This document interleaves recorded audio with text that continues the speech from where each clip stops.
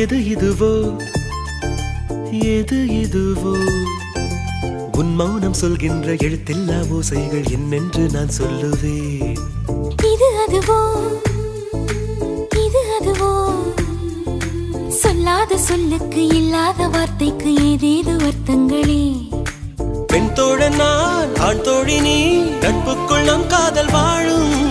ஆணாசை நான் பெண்ணாசை நீ ஆசைகள் பேராசைதான்.